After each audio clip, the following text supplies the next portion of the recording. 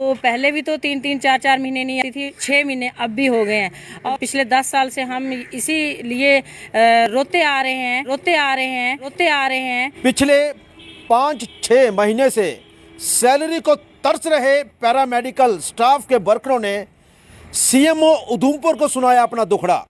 हमारा department essential services के under आता है और सहजा आप अंदाज़ा लगा सकते हैं कि अगर एक दिन भी ये मुलाजिम स्ट्राइक पे चले जाएं तो देश की, समाज की सेहत का ख्याल कौन रखेगा।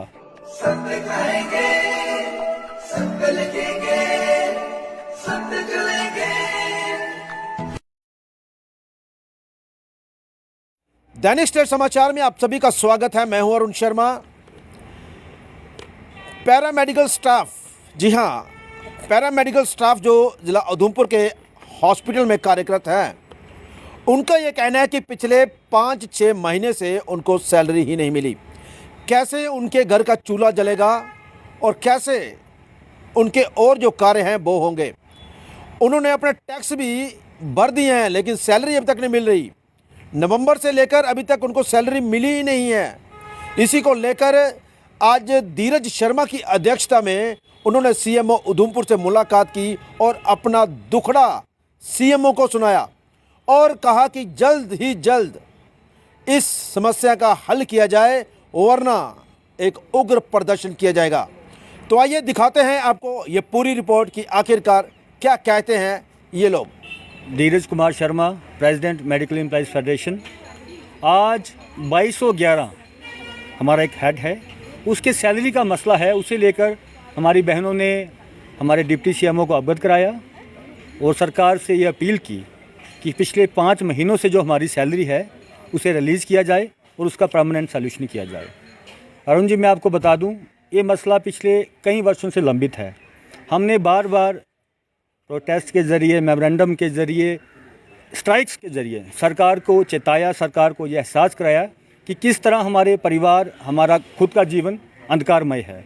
अभी आप जानते हैं कि पिछले नवंबर से अभी तक न्यू फाइनेंशियल जो ईयर है, हमें एक भी सैलरी नहीं मिली है और इवन हमें टैक्स भी अपनी जेब से देना पड़ा है। तो इसे बहुत बड़ी एक विडंबना है और आज तक इसकी सुनवाई नहीं हुई।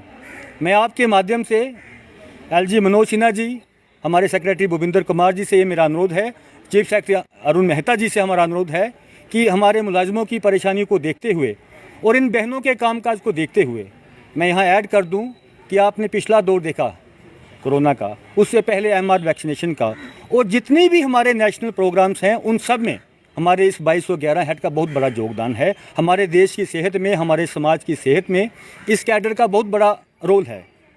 हमारा डिपार्टमेंट एसेंशियल सर्विसेज के अंडर आता है और सहजा आप अंदाज़ा लगा सकते हैं कि अगर एक दिन भी ये मुलाजिम स्ट्राइक पे चले जाएं तो देश की, समाज की सेहत का ख्याल कौन रखेगा। लिहाजा मेरा पुरजोर अपील है मनोज सिन्हा जी से कि जल्द से जल्द इस मसले का परमानेंट सॉल्यूशन किया जाए ताकि हम भी लोग अपने परिवार के साथ अपना गुजर बसर अच्छा कर सकें। Thank you. देवी FMPHW की डिस्ट्रिक्ट प्रेसिडेंट उधमपुर। तो ये Jammu Kashmir medical employ federation के बैनर तले हम एक डेपुटेशन लेके सीएमओ सर और डिप्टी सीएमओ सर से मिलने आए हैं, क्योंकि हमारी जो 2211 हेड की सैलरी है वो पहले भी तो 3-3, 4-4 महीने नहीं आती थी, 6 महीने अब भी हो गए हैं। और 10 साल से पिछले 10 साल से हम इसीलिए रोते आ रहे हैं।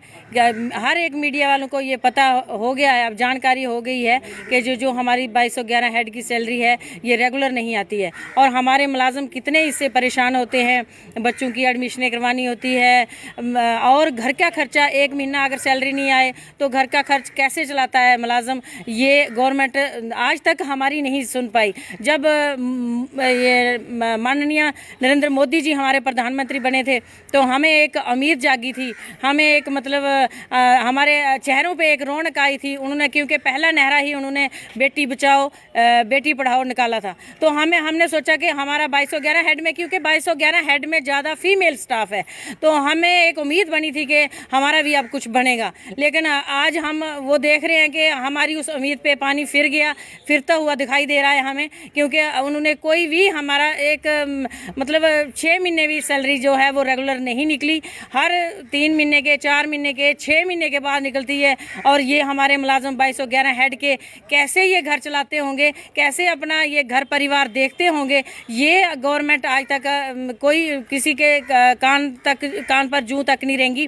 और मैं ये गवर्नमेंट से LG साहब से एक रिक्वेस्ट करती हूँ और अपने CMO साहब और डिप्टी CMO साहब को एक वार्निंग भी देती हूँ कि अगर हमारा ये मसला जो है अगर परमानेंट इसका सलूशन नहीं करते हैं वो, तो हमारे जो मुलाजिम हैं ये फैमिली वेलफेयर के ये अपना काम छोड़ के बैठ जाएंगे, क्योंकि इनके पास जो है अब ड्यूटी पहुंचने के लिए किराया भी नहीं है। वो यहाँ CMO ऑफिस में आएंगे, हमने इनको आज बता दिया है कि जहाँ आएंगे यहाँ बैठेंगे और घर चले जाएंगे, क्योंकि अब वो उनका ड्यूटी पहुंचने का कोई उनके पास गाड़ी का किराया नहीं है उनके पास।